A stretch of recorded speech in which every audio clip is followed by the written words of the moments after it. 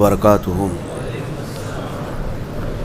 الحمد للہ وکفا وسلام علی حبیبہ المصطفیٰ اما بعد فاعوذ باللہ من الشیطان الرجیم بسم اللہ الرحمن الرحیم ان اللہ وملائکتہ یصلون علی النبی یا ایہا الذین آمنوا صلوا علیہ وسلموا تسلیما اللہم صل علی سیدنا مولانا محمد معدن الجود والکرم وآلہ واصحابہ الکرام وابنہ الکریم وبارک وسلم صلاة دائمة سرمدا ابدا بحمدہ تعالی و بکرم مصطفیٰ صلی اللہ علیہ وسلم۔ آج کی شب میں قرآن عظیم کے 18 پارے مکمل ہو چکے ہیں۔ اللہ عز و جل بقیہ قرآن عظیم کو صحیح تجوید سے پڑھنے اور آپ سب کو صحیح سماعت کرنے کی توفیق عطا فرمائے۔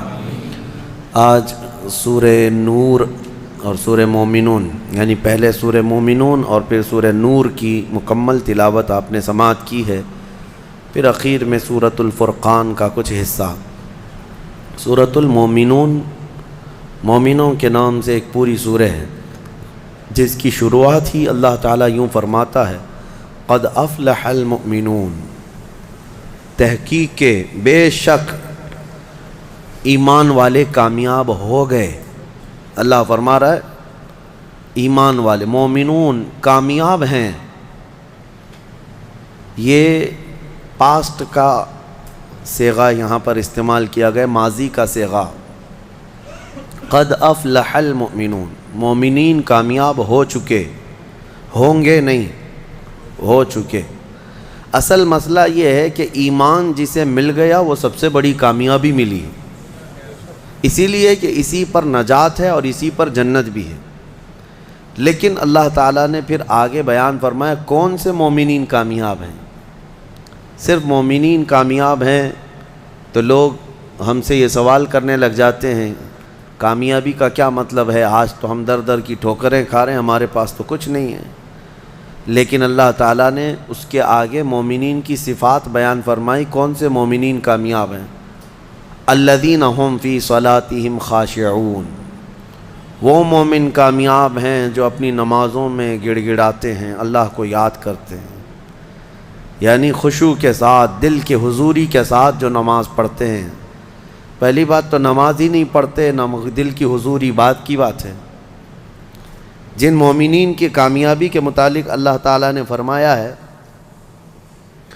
وہ دل کی حضوری کے ساتھ نماز ادا کرنے والے ہیں، نمازوں میں گڑ گڑانے والے ہیں۔ والذین هم عن اللغو معرضون، اور وہ مومنین کامیاب ہیں جو فحش چیزوں سے محفوظ رہتے ہیں، فحش بدکاریوں سے، نہ وہ بری بات بولتے ہیں نہ برے کام کرتے ہیں، ان کی کامیابی کی اللہ ضمانت دے رہا ہے۔ اور جو چوری میں، ڈکیتی میں، زنا میں ملوث ہیں، ان کا کیا اس سے تعلق ہے کامیابی سے؟ والذین هم للزکاة فاعلون، اور جو زکوٰۃ مکمل طور پر دیتے ہیں وہ مومنین کامیاب ہیں۔ 5ویں نمبر پہ والذین هم لفروجہم حافظون، اور وہ مومنین کامیاب ہیں جو اپنی شرمگاہوں کی حفاظت کرتے ہیں۔ اللہ تبارک و تعالیٰ نے یہاں پر جن مومنین کی کیٹیگری بیان کی ہے اس میں اگر ہم فٹ بیٹھتے ہیں تو پھر سوال بھی کریں آپ کہ ہماری کامیابی کہاں ہے، اور نہیں ہے تو پھر اس کی اصلاح کریں۔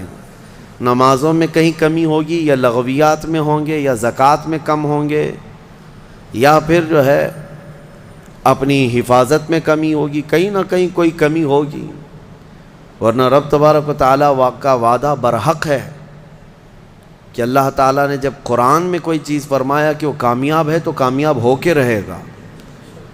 اللہ کریم ہمیں ان اعلیٰ صفات والے مومنین میں شامل فرمائے۔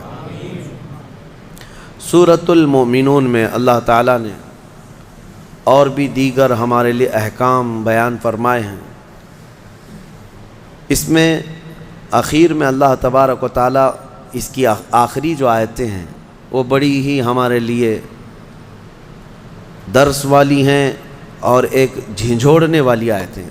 اللہ فرماتا ہے افحسبتم انما خلقناکم عبثا وانکم الینا لا ترجعون، کیا تم یہ سوچ کر کے بیٹھے ہو کہ تم کو ہم نے بیکار میں پیدا کیا اور تم ہماری طرف نہیں لوٹائے جاؤ گے؟ یہ اللہ تعالیٰ کا سوال ہے۔ تم یہ سوچ کر کے بیٹھے ہو کہ تم کو ایسی فالتو پیدا کیا گیا، بیکار میں پیدا کیا گیا؟ نہیں، تمہارا ایک بہت بڑا مقصد ہے پیدا کرنے کا۔ اللہ تعالیٰ نے ایک مچھر بھی دنیا میں بغیر کسی مقصد کے نہیں پیدا کیا، ہر ایک کی ایک غرض ہے۔ ہمیں بھی جو پیدا کیا گیا ہماری ایک غرض ہے، وہ کیا ہے؟ اللہ نے خود قرآن میں فرمایا وَمَا خَلَقْتُ الْجِنَّ وَالْإِنسَ إِلَّا لِيَعْبُدُونَ، میں نے جنات اور انسانوں کو صرف اس لیے پیدا کیا کہ وہ میری عبادت کریں۔ اللہ کی عبادت کرنا یہ انسان کی تخلیق کا مقصد ہے، اور جو انسان اپنے اصلی مقصد کو بھول گیا پھر وہ انسانیت سے بھی ہٹ گیا ہے، انسانیت سے بھی ہٹ گیا ہے۔ ایک عجیب و غریب بات ہے، جس نے پیدا کیا تمہیں اس کو انسان نہیں پہچان پا رہا آج، اور اسی کی عبادت نہ کر پا رہا ہو، تو پھر اب کس کا ہو سکتا ہے؟ یہ کس کا ہو سکتا ہے؟ اسی لیے شیخ سعدی رحمۃ اللہ تعالیٰ علیہ سے منسوب ایک بات ہے، آپ نے فرمایا جو نمازیں نہیں پڑھتا، جو اللہ کی عبادت نہیں کرتا، اس کو قرضہ بھی مت دو، قرض بھی مت دو۔ کہا کیوں؟ قرض سے اس کا کیا تعلق؟ کہا جو اللہ کا قرض نہیں ادا کر رہا وہ تمہارا کیا ادا کرے گا؟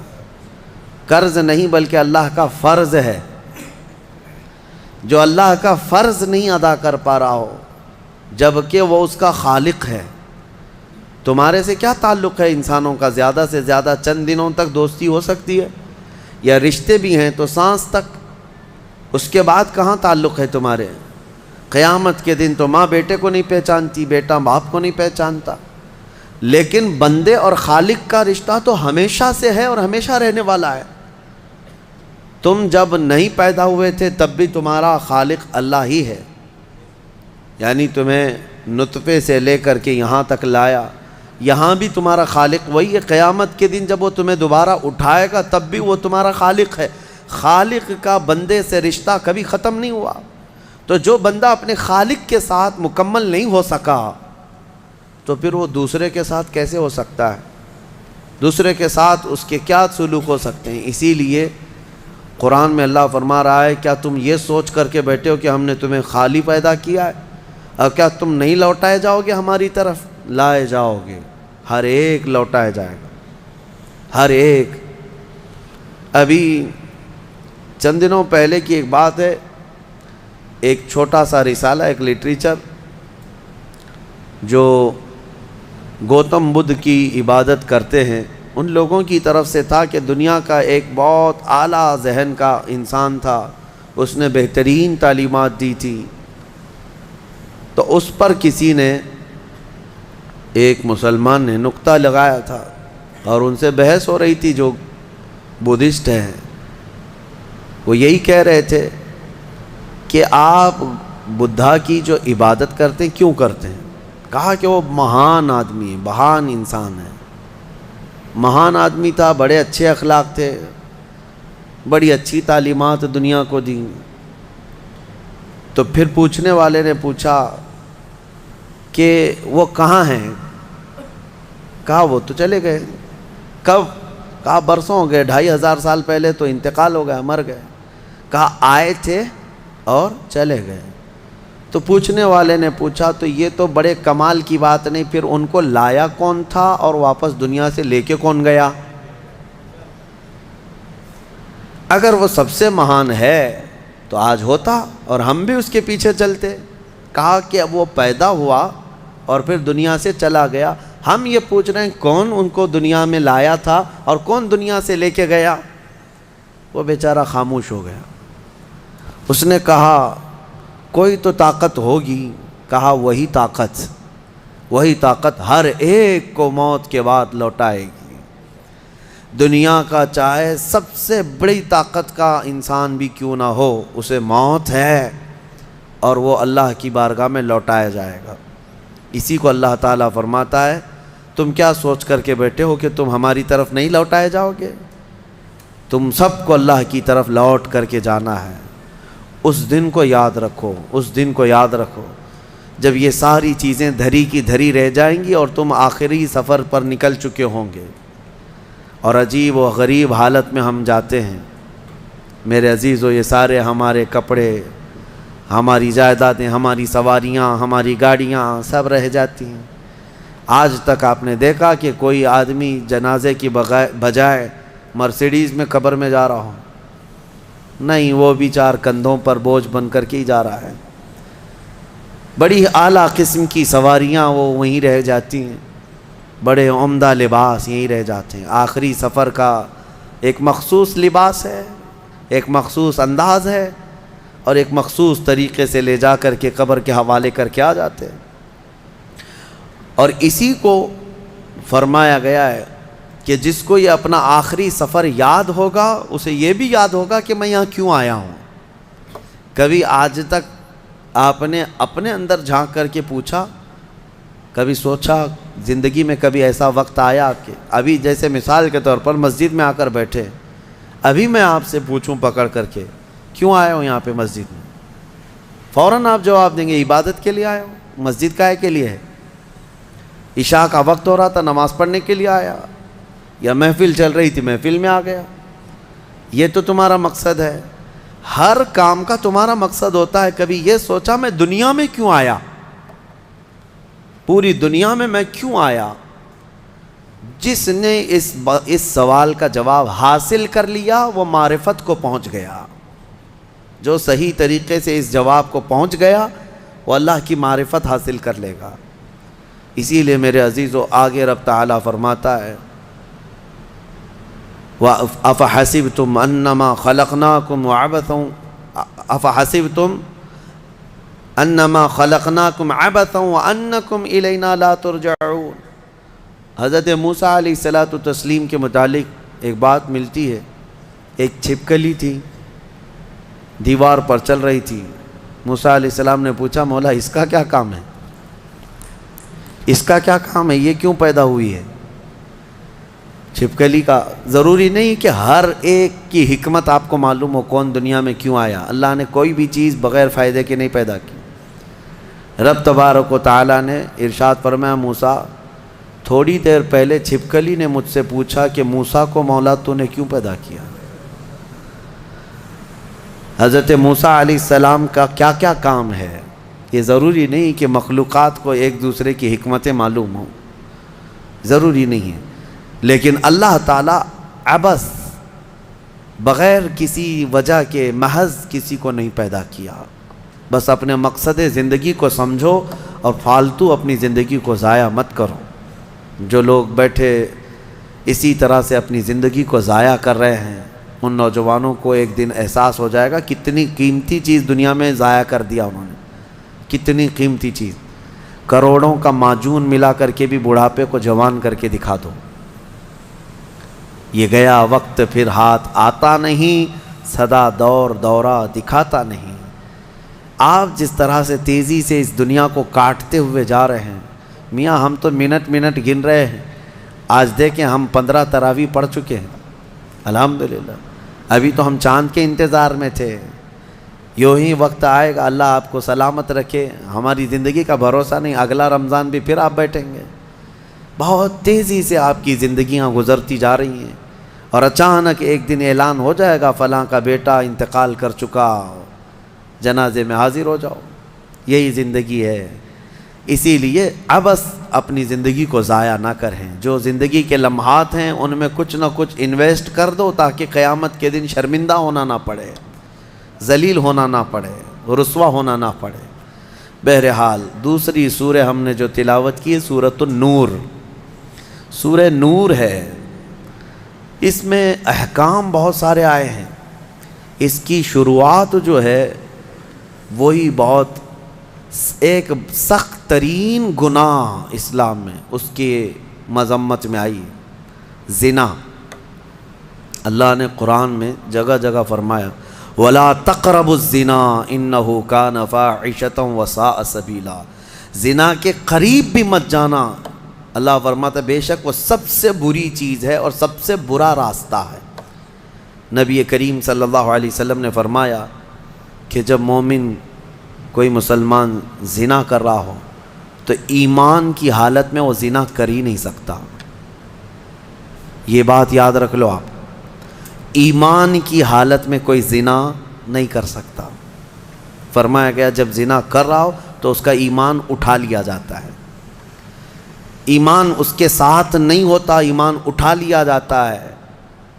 ایمان اور زنا جمع ہو ہی نہیں سکتے ایک انسان کے اندر۔ یہ بہت سخت وعید ہے میرے آقا صلی اللہ علیہ وسلم کی حدیث پاک میں۔ ایمان کی حالت میں زنا نہیں ہوتا، اور جب زنا کر رہا ہوتا ہے تو ایمان نکال لیا جاتا ہے، وہ معلق ہوتا ہے، آسمانوں پر لٹکا ہوتا ہے۔ اس زنا کے حالت میں اس کے ساتھ ایمان نہیں ہوتا۔ اب جو آیتیں آئی ہیں، اللہ فرماتا ہے الزانیۃ والزانی فاجلدوا کل واحد منہما 100 جلدہ، زنا کرنے والے مرد اور زنا کرنے والی عورت کو 100 کوڑے مارو۔ یہ ان کے لیے ہے جو غیر شادی شدہ ہے، اور جو شادی شدہ ہیں ان کے لیے رجم ہے۔ رجم کا مطلب ہے پتھروں سے اتنا مارو کہ وہ ختم ہو جائے، ان کی موت تک انہیں سنگسار کرنا ہوگا۔ یہ اتنی ہیبت ناک سزا ہے دنیا میں کہ دیکھو تو رونگٹے کانپ جائیں آپ کے، لیکن لوگوں کو ایسا لگتا ہے کہ ایسی اتنی بڑی سخت سزا کیوں ہے؟ میرے عزیزو، یہ ایک ناسور ہے، ایک کینسر ہے معاشرے کا، ایک کینسر ہے۔ جب کیمو کرتا ہے ڈاکٹر تو بہت سخت تکلیف ہوتی ہے، کیمو تھراپی آسان نہیں ہے، پورے جسم کے بال جل جاتے ہیں، خون میں پتہ نہیں کیا سے کیا ہو جاتا ہے۔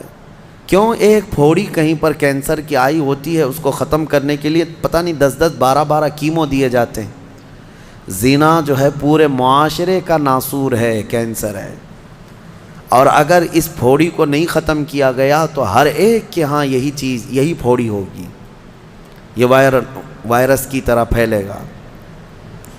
اور اسلام نے یہ سب سے بڑی سزا رکھی ہے زنا میں، سب سے بڑی سزا ہے۔ آج دنیا یہ مطالبہ کر رہی ہے کہ ریپسٹ کو اسلامی سزا دی جائے۔ کیوں؟ ان کی بیٹیوں کا جب ریپ ہو جائے تو وہ چلاتے ہیں۔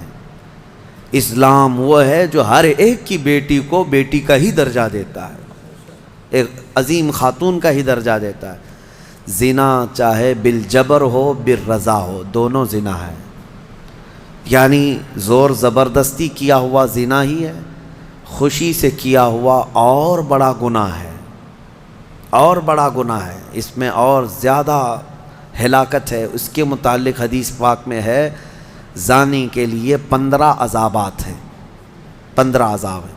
5 دنیا میں دیے جائیں گے، 5 قبر میں دیے جائیں گے، اور 5 قیامت کے دن دیے جائیں گے۔ یہ 15 عذابات وہ جھیلتا رہے گا زانی، 5 دنیا میں، 5 قبر میں، اور 5 قیامت کے دن۔ جو سب سے بڑا عذاب ہے اس کے لیے، میں نے جو سمجھا، یہ 15 کی میں اگر تفصیل بیان کروں تو بہت لمبا ٹائم جائے گا۔ یہ 15 عذابات کیا کیا ہیں؟ دنیا میں جیسے اس کے رزق کی برکت ختم ہوگی، اس کے چہرے کی رونق اٹھا لی جائے گی، اور جو 5 عذابات اس کے دنیا میں ہونے والے ہیں، اس طرح سے 15 عذابات میں جو سب سے بڑا عذاب میں نے جو سمجھا وہ یہ ہے کہ قیامت کے دن رب تعالیٰ اس کی طرف نظر بھی نہیں فرمائے گا۔ یہ سب سے بڑا عذاب نہیں ہے تو اور کیا ہے؟ اور نبی پاک صلی اللہ تعالیٰ علیہ وسلم کی بہت ساری حدیثیں ہیں کہ اللہ تعالیٰ اس کو نہ عرش کا سایہ عطا فرمائے گا اور نہ اس کی طرف نظر فرمائے گا، بلکہ یہ فرمایا کہ جنت 500 سال کی مسافت سے اس کی خوشبو آ رہی ہوگی، لیکن زانی وہ خوشبو بھی نہیں سونگھ سکے گا۔ بڑی سخت سزا ہے۔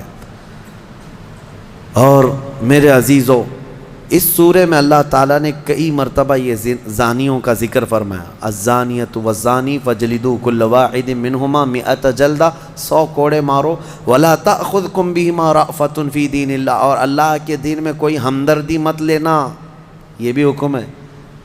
کسی کے ساتھ نرمی مت کرنا، ایسے اگر کسی کے ساتھ ہو گیا ہے تو ان کنتم تؤمنون باللہ والیوم الاخر، اللہ فرما رہا ہے اگر تم اللہ اور آخرت پر ایمان رکھتے ہو تو ذرا برابر بھی نرمی نہ لینا اس پر۔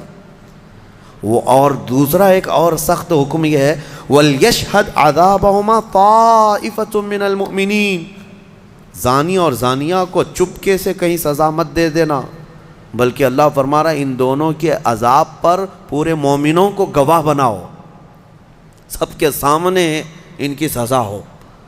آپ کو پتہ ہے نبی پاک صلی اللہ تعالیٰ علیہ وسلم کے صحابہ میں حضرت ماعز اسلمی کا نام ملتا ہے، ایک صحابی تھے۔ یہ ایک دن روتے ہوئے بارگاہ رسالت میں آپ صلی اللہ علیہ وسلم میں آئے، کہا آقا مجھ سے گناہ ہو گیا ہے۔ حضور نے فرمایا کیا ہوا؟ کہا کہ میں بتا نہیں سکتا۔ حضور نے پھر پوچھا بتاؤ تو صحیح کیا ہوا ہے؟ کہا بولتا ہوں تو منہ کو کلیجہ آ جاتا ہے، کلیجہ منہ کو آ جائے اس طرح کی چیز ہے میں نہیں کہہ سکتا۔ حضور نے فرمایا بتاؤ ماعز تمہارے لیے ہم ذریعے حل تلاش کر کے بتا دیں؟ انہوں نے کہا یا رسول اللہ مجھ سے زنا ہو گیا ہے۔ اتنا کہنا تھا نبی پاک صلی اللہ علیہ وسلم نے اپنا چہرہ پھیر لیا۔ صحابی ہیں حضور کے، خطا ہو گئی میرے آقا لیکن آیا ہوں آپ کے دربار میں۔ جب حضور نے اپنا چہرہ پھیر لیا اب بچا کیا تھا؟ اب وہ رونے گڑ گڑانے لگے، قدموں میں گر گئے، اتنا روتے رہے اتنا روتے رہے۔ اسی کو شاید امام اہل سنت فاضل بریلوی نے ترجمانی میں اشعار میں یوں کہا ہے، یا رسول اللہ تجھ سے جو منہ چھپاؤں تو کروں کس کے سامنے؟ کیا اور کسی سے توقع نظر کی ہے؟ بد ہیں تو آپ کے، بھلے ہیں تو آپ کے، ٹکڑوں پہ یہیں کے پلے ہیں، رخ کدھر کریں؟ نبی پاک صلی اللہ تعالیٰ علیہ وسلم نے پھر ان کو اٹھایا اور پوچھا بتاؤ ہوش میں ہو، ہوش و حواس میں کہہ رہے ہو؟ حضور نے جب پوچھا کہا ہاں میں ہوش و حواس میں کہہ رہا ہوں۔ کہا تمہیں کوئی بیماری، کوئی غشی، کوئی نشہ تو نہیں؟ کہا نہیں میں ہوش و حواس میں کہہ رہا ہوں۔ 3 مرتبہ جب پوچھا تو انہوں نے اقرار کیا۔ صحابہ سے میرے آقا نے فرمایا دیکھو ماعز اقراری مجرم ہے، اسلام میں سزا ہے، یہ شادی شدہ ہے، لے جاؤ اس کو سنسار کر دو، سنسار کرو۔ خود میرے آقا صلی اللہ علیہ وسلم سزا میں تو نہیں گئے، صحابہ کے حوالے کر دیا۔ اب وہ مدینے میں ایک پہاڑی ہے جبل انم، وہاں پر لے جایا گیا اور پہاڑ کے اوپر سے ماعز اسلمی کو ڈھکیل دیا گیا۔ وہ لڑکتے ہوئے نیچے آئے، تھوڑا سا بہت اونچی پہاڑی نہیں ہے، وہ چھوٹی پہاڑی ہے۔ پھر وہاں سے جتنے صحابہ تھے ان سب نے پتھر مارنا شروع کیا اور سب اتنے پتھر برسائے گئے تھے کہ ماعز اسلمی کی روح نکل گئی، انتقال ہو گیا، زخمی حالت میں تھے۔ جب واپس آئے میرے آقا صلی اللہ علیہ وسلم غمگین تھے۔ اس وقت صحابہ سے پوچھ رہے تھے بتاؤ ماعز کے ساتھ کیا کیا تم نے؟ کہا حضور سب ان کو سنسار کر رہے تھے۔ ایک صحابی آگے بڑھ کر کہتے میرے ہاتھ میں اونٹ کی ہڈی تھی، وہ لے کر کے میں نے مارا تو ماعز کی کھوپڑی پر لگ گیا، خون کا فوارہ اچھل کر میرے بدن پہ آیا۔ میں نے یہ کہا یہ کس پاپی کا خون لگ گیا، یہ کس خطاکار کا خون لگ گیا؟ میں کپڑے جھاڑ کر کے باہر آ رہا، میرے آقا صلی اللہ تعالیٰ علیہ وسلم کو بڑا غم ہوا، کھڑے ہو گئے، کہا یہ جملہ مت کہو، ماعز نے موت سے پہلے سچی توبہ کر لی۔ سزا تو دینی ہی تھی، اسلامی حکومت ہے تو سزا دی جائے گی، صرف توبہ کافی نہیں ہے۔ توبہ کر لی لیکن اب اس کے لیے برا جملہ مت کہو۔ میرے آقا نے فرمایا اللہ تعالیٰ نے ماعز کی سچی توبہ کی وجہ سے جبرائیل کو بھیجا اور یہ فرمایا یا رسول اللہ آپ کے غلام نے ایسی توبہ کی ہے کہ اس کی توبہ کے عوض اللہ نے پورے مدینے والوں کی گناہ معاف فرمایا، سب کی توبہ کے برابر فرما دیا۔ میرے عزیزو سزا تو دی گئی۔ ایک اور صحابی آئے، وہ بھی آئی تھی بارگاہ رسالت میں آپ صلی اللہ علیہ وسلم میں، کہا کہ مجھ سے خطا ہو گئی ہے، حمل بھی تھا۔ حضور نے فرمایا جاؤ بچے کی ولادت کے بعد آؤ۔ بچہ پیدا ہو گیا، وہ بچہ کو 1 دن 2 دن کا بچہ تھا، وہ لے کر کے حاضر ہو گئی، کہا مجھے پاک کر دیجئے، مجھے پاک کر دیجئے۔ ان صحابہ کو یہ ڈر تھا کہ قیامت کی سزا بہت سخت ہے، دنیا ہی میں لے لو بہتر ہے، بہت عظیم ہے سزا جو قیامت کے متعلق فرمایا گیا۔ وہاں تو ہلکی سزا یہ ہے زنا پر کہ فرشتے لوہے کی سلاخ جو ہوتے ہیں وہ گرما کر کے ان کی شرمگاہوں پر مار رہے ہوں گے، اور ان کی شرمگاہوں سے جو پیپ نکل رہا ہوگا محشر کے دن، فرمایا کہ ان کی بدبو سے پورے محشر والے کانپ رہے ہوں گے۔ زانیوں کی جو ہلکی سزا ہے، پھر جہنم کی سزا کا تو کیا شمار ہی نہیں۔ لیکن یہ صحابیہ آئیں، کہا کہ حضور نے فرمایا بچہ ہونے کے بعد اور بچہ لے کر کے پھر آئی. حضور نے فرمایا ابھی تو پیدا ہوا بچہ، اس کا حق ہے، اس کو جاؤ دودھ پلا کے آؤ. حضور پاک صلی اللہ علیہ وسلم کے پاس سے وہ گئیں، 2 سال تک دودھ پلایا، اور پھر جب بچہ تھوڑا بہت چلنے پھرنے لگ گیا، غلط صحیح کو پہچاننے لگ گیا، تو آئی حضور کی بارگاہ میں، کہا یا رسول اللہ اب میرا بچہ میرے بغیر رہ سکتا ہے، یہ صحیح غلط کو پہچاننے لگ گیا، اب دودھ بھی چھوڑ چکا ہے، مجھے پاک کی کریں. وہ کیسی خواتین تھیں اس وقت بھی، چاہتے تو بہانے بنا لیتے، میں نے کیا ہی نہیں، خود اقرار کر کے انہیں پاک ہونا ہے. اللہ کی بارگاہ میں یہ عیب اور یہ دھبا لے کر نہیں جانا چاہتا. پھر ان کے سنسار کا بھی حکم دیا گیا، اس خاتون پر بھی سنساری ہوئی، یہاں تک کہ ان کی موت واقع ہو گئی. میرے عزیز و اسلام میں بڑی عظیم سزائیں ہیں. صرف میں یہ دنیاوی سزا آپ کو سنا رہا ہوں، اس سے گیس کر سکتا ہے آدمی دنیا میں جو ہائیسٹ سزا ہے اسلام میں وہ زنا پر ہے، لیکن یہ بھی کہا گیا ہے کہ یہ صرف اور صرف 100 میں سے 99 حصہ بھی اس کا یہاں سزا نہیں دی جا رہی، باقی 99 درجے زیادہ حشر کے دن اس کی سزا ہے.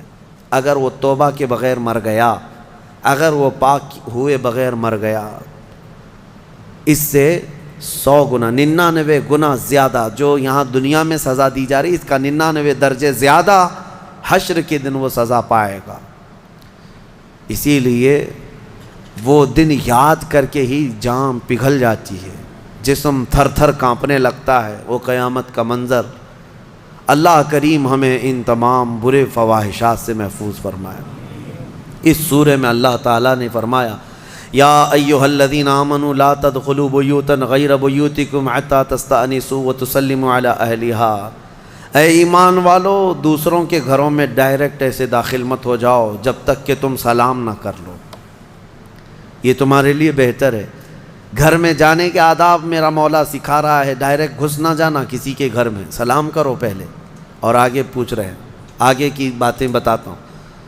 دروازے پر کھڑے ہو کر کے دستک دو، 3 مرتبہ دستک دینا ہے. اگر 3 بار میں بھی جواب نہیں آیا تو فرمایا گیا واپس پلٹ جاؤ، اس کے پیچھے نہ لگ جاؤ. وَإِن قِيلَ لَكُمُ ارْجِعُوا فَارْجِعُوا، اگر کہہ دیا جائے کہ لوٹ جاؤ تو لوٹ جاؤ. اور لوٹ جانے کے لیے کچھ جگہ پر کہا جاتا ہے اور کچھ جگہ اشارے مل جاتے ہیں. جواب نہیں آ رہا ہے گھر کے اندر سے تو وہاں سے نکل جانا چاہیے. آگے آیت میں ہے لَيْسَ عَلَيْكُمْ جُنَاحٌ أَن تَدْخُلُوا بُيُوتًا غَيْرَ مَسْكُونَةٍ فِيهَا وَمَتَاعٌ لَكُمْ. ہاں ایسا کوئی گھر ہے جس میں کوئی رہتا ہی نہیں ہے تو اس گھر میں ایسی بغیر کسی کو سلام کیے ایسی داخل ہو گئے تو اللہ فرما رہا ہے کوئی گناہ نہیں ہے. تمہارا سامان رکھا ہوا ہے کسی گھر میں لیکن رہنے والے کوئی نہیں ہے. یہاں پر یہ احکام متفرع ہوتے ہیں. تمہارا ہی گھر ہے، تم نے کسی کو کرائے سے دے رکھا ہے، تب بھی تمہیں اس گھر میں جانے کی اجازت نہیں جب تک کہ کرایہ دار رہ رہے ہیں. باہر سے سلام کرو، اور سلام کرنے کے اہل نہیں ہیں تو دستک دو. ضروری نہیں ہے کہ صرف سلام کے ذریعے ہی سے لوگوں کو پہچانا جائے. سلام کے اگر اہل نہیں ہیں وہ لوگ جو رہ رہے ہیں تو دستک دو، اس لیے کہ کون کس حالت میں بیٹھا ہوا ہے یا بیٹھی ہوئے تمہیں اندازہ نہیں. یہاں تک کہ حکم یہ ہے کہ دروازے پر دستک دے کر کے دروازے کے بالکل سامنے کھڑا ہونا بھی یہ درست نہیں، بلکہ فرمایا گیا دائیں جانب ہو جاؤ یا بائیں جانب ہو جاؤ، اس لیے کہ اگر کوئی خاتون دروازہ کھولے تو تمہارا آمنا سامنا نہ ہو جائے. یہ اسلام ہے. اور آگے اس کے فوراً آیت آتی ہے اے محبوب آپ فرما دیں مومنین سے یغضوا من ابصارہم ویحفظوا فروجہم، اپنی آنکھیں نیچی رکھیں، اپنی شرمگاہوں کی حفاظت کریں.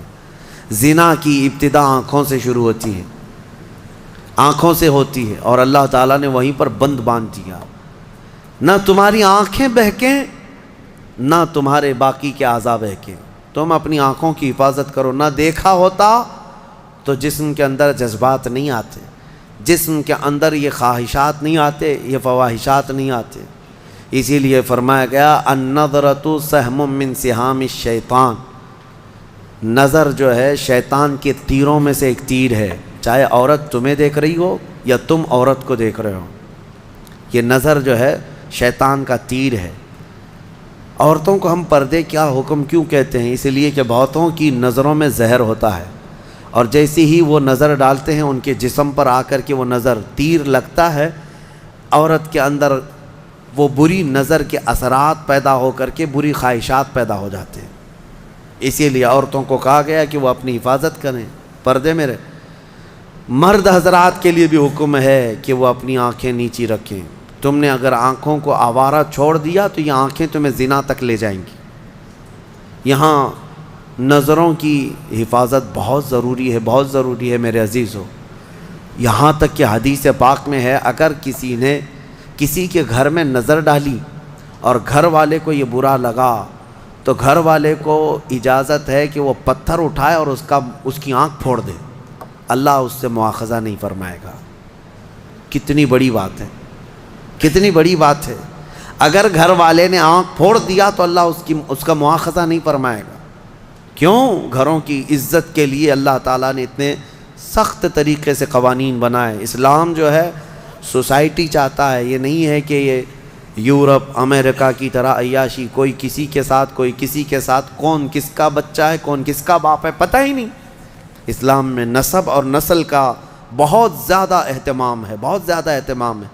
جن 5 چیزوں کی حفاظت فرض ہے ہر مسلمان پر، اس میں نسب کی حفاظت بھی فرض ہے۔ سب سے پہلی چیز جو مسلمان پر فرض ہے وہ جان کی حفاظت ہے، اور ان 5 چیزوں کو پھر کبھی میں عرض کروں گا، 5 چیزوں کی حفاظت ہر مسلمان پر فرض ہے۔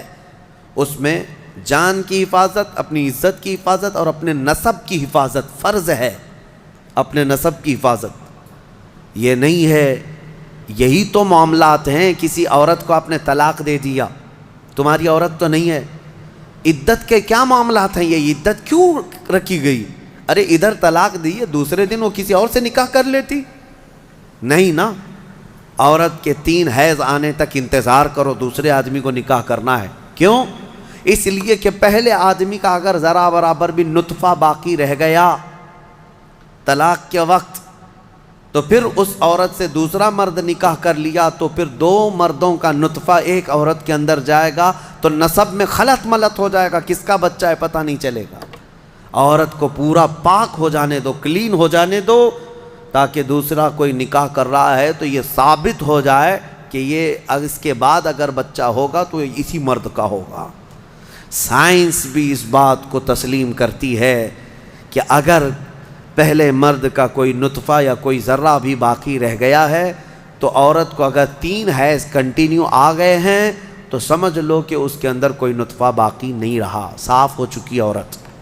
اور اگر نطفہ ہوتا تو حیض نہیں آتے، حمل قرار پاتا، حمل ٹھہر جاتا، حیض نہیں آتا حمل کے دنوں میں۔ یہ اسلام ہے جو نسب کی حفاظت کر رہا ہے۔ اسی لیے نظروں کی حفاظت کرو اور اپنی شرمگاہوں کی حفاظت کرو۔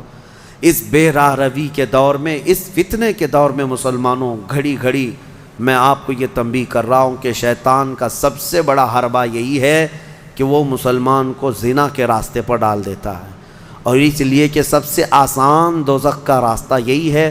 ہر مرد اور ہر عورت کے اندر خواہشات ہیں، ہر مرد ہر عورت کے اندر نفس ہے، اور وہ اس کام میں آسانی سے آ جاتا ہے۔ میں سمجھتا ہوں پوری دنیا میں الحمدللہ سب سے زیادہ زنا پر کنٹرول اگر کوئی کرتا ہے تو میرے مصطفیٰ کا غلام ہی ہو سکتا ہے مسلمانوں کے اندر، الحمدللہ۔ ہاں، جو بے راہ رو ہو چکے ہیں، جو بھٹک چکے ہیں راستہ، اور جن کو اپنے نبی پاک سے کوئی واسطہ ہی نہیں، میرا ان سے کوئی کلام بھی نہیں، میرا ان سے کوئی خطاب بھی نہیں، میں سمجھتا ہوں دنیا میں، ارے وہ کرسچین جو میری کی قسم کھاتے ہیں اور پتہ نہیں کرسمس میں کتنی میریوں کی عزت لوٹ لیتے ہیں۔ ہاں، پاکیزہ مریم کی قسم کھاتے ہیں نا، ہاں وہ جو ہے میری حضرت بی بی مریم کو کہتے ہیں جو سب سے پاکیزہ عورت ہے۔ اگر سب سے پاکیزہ خاتون پر ان کا ایمان ہے تو پھر یہ کرسمس میں ہوتا کیا ہے؟ پتہ نہیں کتنی عورتیں اس دن زنا کی شکار ہو جاتی ہیں۔ تو یہ میری کی قسم اٹھانے والے ہی میریوں کو لوٹ لیتے ہیں۔ اسلام یہ نہیں ہے۔ اسلام میں نہ مسلمان خاتون کو نہ ہی غیر مسلم خاتون کو تمہیں نظر بھر کر کے دیکھنے کی اجازت ہے۔ ہاں، اگر کوئی بھٹک گیا ہے تو اسلامی حکم پر نہیں چل رہا ہے، لیکن اگر اسلام پر چل رہا ہے تو میں دعوے کے ساتھ کہہ سکتا ہوں، دعوے کے ساتھ، پوری دنیا میں اس مرض پر سب سے بہترین کنٹرولنگ کا راستہ کسی کا ہے تو وہ محمد رسول اللہ کا ہے، میرے آقا صلی اللہ علیہ وسلم۔ میرے عزیزو، اس سے بچنے کے لیے ہی تو میرے آقا نے فرمایا کہ شادی کر لو، نکاح کر لو، نکاح کو آسان بناؤ تاکہ زنا کرنا مشکل ہو جائے۔ اور میں نے اس سے قبل بھی کہا تھا کہ جوان ہو جائے کوئی لڑکی تو اسے جلد سے جلد نکاح کر کے دے دو، اور اگر کوئی جوان لڑکا ہے خواہش ہے نکاح کی تو اس کے لیے زیادہ دیر انتظار نہ کرو۔ اگر گناہ میں پڑنے کا اندیشہ ہے، نکاح کیا ہے؟ سنت ہے نا میرے مصطفیٰ کی، النکاح من سنتی، حدیث پڑھ سنتے ہوں گے آپ خطبہ نکاح میں بھی، حضور نے فرمایا نکاح میری سنت ہے، یہی سنا نا آپ نے۔ لیکن شریعت کا حکم یہ ہے کہ وہ مرد جس کو گناہوں میں پڑنے کا اندیشہ ہے اس کے لیے نکاح سنت نہیں، نکاح فرض ہے۔ اب جتنی تاخیر کرے گا اتنا اس پر گناہ بڑھتا جائے گا، اس لیے فضول اور بے حیائی کے کاموں میں پڑنے سے تو بہتر ہے کہ حلال راستے پر چلا جائے۔ اللہ کریم ہم سب کو کہنے سننے سے زیادہ عمل کی توفیق عطا فرمائے۔ اس سورہ نور میں جو ایک بہت بڑا عظیم واقعہ تھا اس کو میں کہہ نہ پایا، سیدہ ام المومنین طیبہ طاہرہ عائشہ صدیقہ رضی اللہ تعالیٰ عنہ میرے آقا کی رفیقہ حیات بلکہ وہ محبوبہ رسول تھیں، ان پر ایک الزام لگایا تھا منافقین نے، اس کا دفاع کیا میرا مولا اور آیت نازل فرمایا شان عائشہ میں، صدیقہ طاہرہ کی شان میں آیت نازل ہوئی۔ ہوا یہ تھا کہ ایک جنگ سے حضور واپس آ رہے تھے، جنگ غزوہ بنو مصطلق، وہاں سے واپسی میں حضرت عائشہ بھی اس سفر میں حضور کے ساتھ تھیں۔ رات کا وقت تھا، ایک جگہ قافلہ رک گیا تو قافلہ جب رکتا تھا تو اونٹ کے اوپر جو کجاوا ایک جو ہے حجرے کی طرح بنا دیا جاتا، جھونپڑی بنا دی جاتی تھی جو ام المومنین کے لیے ہوتی تھی، حضور کی ازواج مطہرات پردے میں جاتی تھیں، وہ اٹھا کر کے زمین پر رکھ دیا۔ حضرت عائشہ کی عمر بھی چھوٹی تھی، کم عمر کی تھی، تو وہ بڑی ہلکی بھی تھی، جو صحابہ اٹھاتے تھے اٹھا کر کے رکھ دیتے تھے۔ رات کا وقت تھا اور وہ وہاں پر سو گئیں، کجاوے سے باہر نکل کر کے سوئیں۔ پھر ہوا یہ کہ قافلہ چل پڑا، حضرت عائشہ صدیقہ وہیں رہ گئیں۔ وہ کجاوا اٹھا کر کے جو صحابہ تھے انہوں نے اونٹ پر رکھ دیا اور یہ سوچا کہ اس میں ام المومنین ہیں، سو رہی ہوں گی، اٹھا کر کے اونٹ پر رکھ دیا، باندھ دیا اور اونٹ چل پڑا، جبکہ ام المومنین کہیں اور سوئی ہوئی تھی۔ یہ رہ گئی بات۔ اب قافلہ مدینہ کی طرف رواں دواں تھا، پیچھے سے قانون یہ تھا قافلے میں ایک صحابی بہت پیچھے چلتے تھے کہ قافلے سے چھوٹا ہوا کوئی سامان ہو تو وہ اٹھا کر کے لے کے آ جاتے تھے، کسی کا کچھ بھی رہ جاتا تو وہ حضرت صفوان ایک صحابی تھے، وہ پیچھے چلے آ رہے تھے، انہوں نے دیکھا ام المومنین عائشہ صدیقہ اکیلی تھیں، انہوں نے دیکھتے ہی کہا یہ کیا ہے، انا للہ و انا الیہ راجعون، کیا ہوا ہے؟ انہوں نے اپنا چہرہ پھیر لیا اور ام المومنین نے پردہ کر لیا۔ ام المومنین کہنے لگیں کہ قافلہ چلا گیا اور میں رہ گئی، نیند میں تھی۔ انہوں نے کہا ان کے ساتھ جو اونٹنی تھی اس پر ام المومنین کو سوار کیا اور نکیل پکڑ کر کے چلتے رہے۔ اب جب مدینے آئے تو بدمعاش قسم کے اوباش قسم کے ذلیل منافقین نے ام المومنین پر یہ تہمت لگانا شروع کیا کہ محمد رسول اللہ کی بیوی کسی اور مرد کے ساتھ چلی گئی تھی، نعوذ باللہ۔ حضرت عائشہ ان کے ساتھ چلی گئی تھی، قافلے سے الگ آئی ہیں، یہ بہت بھدا الزام۔ اسی کے متعلق قرآن میں آج ہم نے جو سورہ نور پڑھا ہے نا، اس میں ایک آیت ہے والذین یرمون المحصنات ثم لم یأتوا باربعۃ شہداء فجلدوہم 80 جلدہ۔ اللہ فرماتا ہے جو مومنہ عورتوں پر الزام لگاتے ہیں، تہمت لگاتے ہیں، اور اگر 4 گواہ نہیں لا پائیں گے تو حکم شرع یہ ہے کہ 80 کوڑے مارو ایسے آدمی کو جو تہمت لگایا۔ اور پھر فرمایا کہ زندگی بھر پھر کبھی اس کی گواہی قبول نہیں کی جائے گی، وہ مردود الشہادہ ہے، اس کی کوئی گواہی نہیں قبول کی جائے گی جو تہمت لگاتا ہے۔ اب سنو، جب عائشہ صدیقہ رضی اللہ تعالیٰ عنہ مدینے آ گئیں تو یہ باتیں پھیلنے لگ گئیں اور بہت پھیل گئیں۔ نبی پاک صلی اللہ علیہ وسلم کو بتایا گیا کہ ایسی ایسی باتیں آپ کی زوجہ کے متعلق ہیں۔ حضور پاک صلی اللہ علیہ وسلم حضرت عائشہ کے پاس آئے، پوچھے عائشہ یہ کیا میں سن رہا ہوں؟ حضرت عائشہ صدیقہ رضی اللہ تعالیٰ عنہ رونے لگ گئیں، بڑا پیار کرتے تھے میرے آقا ان سے، اور وہ بھی بہت محبت کرتی تھی۔ حضور پاک صلی اللہ علیہ وسلم نے پھر ہوا یہ کہ حضرت عائشہ سے بات کرنا بھی چھوڑ دیا حضور نے، کہ میں اس وقت تک انتظار کروں گا جب اللہ تعالیٰ کا حکم آ جائے۔ اب یہ ام المومنین کے لیے کتنا ڈیفیکلٹ اور کتنا سخت مرحلہ ہوگا کہ کائنات کے آقا و مولا جن کی وہ زوجہ ہیں وہ بات نہیں کر رہے ہیں اور گھر پہ نہیں آ رہے ہیں۔ تو حضرت عائشہ اپنے مائکے چلی گئیں حضرت ابوبکر صدیق کے گھر، تو حضرت ابوبکر صدیق بھی بات نہیں کر رہے ہیں۔ پتہ نہیں کیا ہوا، لیکن معاملہ کچھ بھی نہیں تھا۔ آج کے منافقین بھی اس واقعے کو اٹھاتے ہیں اور کیا کہتے ہیں، رسول اللہ کو علم غیب نہیں تھا، اگر غیب کا علم ہوتا تو اتنے دن تک حضور اپنی بیوی کے متعلق تھوڑی نہ خاموش رہتے۔ اس وقت کے منافق تہمت عائشہ صدیقہ پہ لگا رہے تھے، آج کے منافق جو ہے حضور پاک پر یہ تہمت لگاتے ہیں علم غیب نہیں تھا۔ سنو، میں دونوں مسئلے حل کرتا ہوں، اس کا حل بتاتا ہوں۔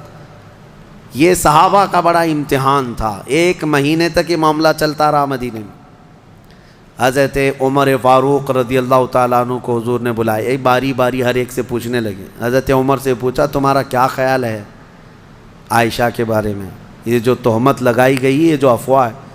حضرت عمر نے کیا ایمان کا جواب دیا، کہتے ہیں یا رسول اللہ صلی اللہ علیہ وسلم، رب ذوالجلال آپ کے جسم پر مکھی بیٹھنے نہیں دیتا، اگر عائشہ ناپاک ہوتی تو آپ کے گھر کے لیے کیسے قبول کرتا؟ نکاح تو اللہ نے فرمایا آپ کا، اور کوئی ناپاک عورت آپ کی اہل میں آ کیسے سکتی ہے، وہ اہل بیت ہے۔ یہ حضرت عمر کا جواب تھا۔ سیدنا عثمان ابن عفان نے بھی ایسا ہی عشق کا جواب دیا، کہا کہ جس کا سایہ زمین پر نہیں پڑتا اس کی بیوی بدکار کیسے ہو سکتی؟ اللہ تبارک و تعالیٰ نے محفوظ رکھا۔ اب جو خواتین صحابیات تھیں ان کو بھی حضور بلانے لگے، پوچھنے لگے عائشہ کے بارے میں کیا خیال۔ یہ در حقیقت ہے کہ امتحان چل رہا تھا۔ وہاں جو منافق تھے وہ تو کہنے لگے، جب منافق کون تھے؟ بظاہر وہ مسلمان ہی تھے، حضور کے پیچھے نماز پڑھتے تھے، بڑی بڑی باتیں کرتے تھے، لیکن اندر کیا تھا وہ کیا ہے؟ جب حضور ان سے پوچھتے آپ کا کیا خیال ہے، آپ کا کیا خیال، کہتے کیا بتائیں، لوگ تو ایسا کہہ رہے ہیں، پتہ نہیں، ہو سکتا ہے بہک گئی ہوں گی، کچھ ہو گیا ہوگا۔ یہ منافقین کے جوابات تھے، یہ منافقین کے جوابات۔ ایسے بہت سارے لوگ ہیں، ہم کو تو نہیں معلوم لوگ، لیکن لوگ کہہ رہے ہیں ایسا ہوگا۔ یہ جلانے والا جواب ہوتا ہے، آج بھی ہوتے ہیں اس طرح کے جوابات، ان کو کانفیڈنس کے ساتھ کہنا نہیں ہوتا ہے۔ اب جو خواتین تھیں ان سے پوچھا گیا تو وہ تو کہنے لگی یا رسول اللہ صلی اللہ علیہ وسلم، عائشہ اتنی چھوٹی ہے کہ وہ آٹا گوندتے گوندتے سو جاتی ہے، روٹی کب پکتی ہے اسے پتہ نہیں ہوتی، تو یہ اونگ آ گئی ہوگی، سو گئی ہوگی، اور اس کا میلان کبھی کسی مرد کی طرف ہم نے نہیں دیکھا۔ کھیلنے والی خاتون ہے حضرت عائشہ۔ نبی پاک صلی اللہ تعالیٰ علیہ وسلم نے یہ سب سے پوچھا، اس کے بعد مہینہ بھر گزرنے کو تھا، آیتیں نازل ہو گئی۔ سورہ نور میں اللہ تعالیٰ نے پوری برات ظاہر فرمائی، ارشاد فرمایا بے شک وہ لوگ جو الزام لگاتے ہیں بغیر کسی سبب کے وہ بڑے ظالم ہیں۔ ماں عائشہ صدیقہ کی برات میں جب آیت نازل ہوئی، حضور آئے حضرت عائشہ کے گھر، حضرت ابوبکر صدیق کو بتا دیا تھا کہ آیت عائشہ کی برات میں صفائی میں نازل ہو گئی ہے، تو پھر حضرت ابوبکر بھی دوڑے دوڑے عائشہ صدیقہ کو خبر دینے چلے گئے، اور جب حضرت عائشہ نے یہ خبر سن لی تو اس قدر اس دن خوشیوں سے پھولے نہ سما رہی تھی کہ نبی پاک صلی اللہ تعالیٰ علیہ وسلم جب گئے گھر تو وہ ان کی محبت کا معاملہ تھا۔ حضور ان سے بات کر رہے تھے تو حضرت عائشہ حضور کے سامنے نہیں آ رہی تھی، کہا نہیں میں پہلے آپ سے نہیں بات کروں گی، میں پہلے اس مولا کا سجدہ ادا کروں گی جس نے میری برات کا اظہار فرمایا۔ حضور پاک صلی اللہ تعالیٰ علیہ وسلم نے یہ نہیں فرمایا، یہ محبت میں انہوں نے کیا تھا، یہ ان کے جذبات تھے۔ حضور پاک صلی اللہ علیہ وسلم مسکراتے اور فرماتے عائشہ میں تجھے پہچانتا ہوں جب تو خوشی میں ہوتی ہے اور جب تو غصے میں ہوتی ہے، دونوں چیزیں میں پہچان لیتا ہوں۔ حضرت عائشہ کا معاملہ تھا اسے، تو وہ پوچھتی ہیں آپ کو کیسے پتہ چلتا ہے میں کب غصے میں ہوتی ہوں اور کب خوشی میں؟ تو حضور فرماتے ہیں جب تو خوشی میں ہوتی ہے تو قسم کھاتی ہے نا کسی بھی بات پر، تو کہتی ہیں وہ رب محمد، محمد کے رب کی قسم، ایسا ہی تھا اور جب غصے میں ہوتی ہے تو کہتی ہے وہ رب ابراہیم، ابراہیم علیہ السلام کے رب کی قسم ایسا ہی تھا۔ حضور فرماتے ہیں میں اچھی طرح سے جانتا ہوں کب تمہارا موڈ کیسا ہے۔ بہرحال ماں عائشہ صدیقہ رضی اللہ تعالی عنہا کے یعنی طہارت پر اللہ تعالیٰ نے آیتیں نازل فرمائی۔ جو دوسرا مسئلہ ہے وہ میں عرض کیے دیتا ہوں۔ آج کے جو منافق ہیں یہ جو کہتے ہیں حضور کو اگر علم غیب تھا تو اپنی بیوی کی برات پہلے ہی کیوں نہیں بیان کر دی؟ اتنے دن تک مدینے میں کنفیوژن کے شکار سب لوگ بھی تھے، کیوں ایسا رہا؟ یہ کہتے ہیں حضور کو علم غیب نہیں تھا۔ ان ظالموں کو یہ پتہ نہیں جو رسول مکہ میں مدینے میں بیٹھ کر مکہ کے تمام لوگوں کے احوال کی خبر دے رہے ہوں، لیکن کچھ معاملات ہوتے ہیں، کچھ معاملات ہوتے ہیں۔ امتحانات یوں ہی نہیں لیے جاتے۔ اگر آپ کے پاس سوال پرچہ آ گیا ایگزام میں اور بنایا کس نے ہے؟ بنایا کس نے ہے؟ آپ کے ٹیچر نے، جو پڑھانے والا ٹیچر نے بنایا، لیکن ایگزام لے کر کے آپ لکھنے کے لیے بیٹھے ہیں۔ ٹیچر ہی اگر آپ کی وہ گارڈنگ کے لیے آئے یا پھر وہ دیکھ بھال کے لیے آئے، نگرانی کے لیے، آپ پوچھ لینا اس سے ایک سوال، سر اس کا جواب بتا دو، کیا وہ ایگزام ہال میں بتائے گا؟ کہے گا نہیں میں معلوم نہیں ہے۔ معلوم نہیں ہے مطلب اس کو معلوم ہے لیکن تیرا امتحان چل رہا ہے۔ امتحان کس کام کا ہے؟ بنایا ہے پرچہ اسی نے، امتحان وہی لے رہا ہے، لیکن وہ کچھ سوالات کے جوابات نہیں دیتا تو اس کا مطلب یہ نہیں ہے کہ اس کو علم نہیں ہے۔ علم ہے لیکن تیرا امتحان چل رہا ہے۔ آپ کو پتہ ہے ایسا معاملہ ابھی سورہ یوسف میں گزر چکا۔ حضرت یوسف علیہ السلام نے کیا کیا تھا؟ یوسف علیہ السلام کے جب بھائی آئے تھے غلہ لینے کے لیے، ان کے چھوٹے بھائی بنیامین، ان کے تھیلے میں انہوں نے کھٹوری ڈال دی تھی، پتہ ہے نا؟ اور اس کے بعد کیا کیا؟ اعلان کروا دیا شاہی خزانے کی کھٹوری چوری ہو گئی، ڈھونڈو کس کے اس میں ہے، ڈھونڈو۔ حضرت یوسف علیہ السلام نے اعلان کروا دیا تھا اور سب کے غلے ڈھونڈتے جائے۔ وہ 10 بھائیوں کی بھی تلاش کر رہے تھے۔ قرآن میں یہ بھی ہے فَبَدَأَ بِأَوْعِيَتِهِمْ، ان کے سب تھیلیوں کو ٹٹولا گیا۔ حضرت یوسف علیہ السلام خود ہی ٹٹول رہے تھے۔ کس کو؟ 10 بھائیوں کے تھیلوں کو ٹٹول کر کے دیکھ رہے تھے، اس میں ہے، اس میں ہے، اور ڈالا کس کے تھیلے میں تھا؟ چھوٹے بھائی کے تھیلے میں ڈالا تھا۔ یہ 10 کو کیوں ٹٹول رہے تھے؟ کیا یہ بھی تم الزام لگاؤ گے کہ یوسف علیہ السلام کو معلوم نہیں تھا کون سے تھیلے میں؟ معلوم سب تھا۔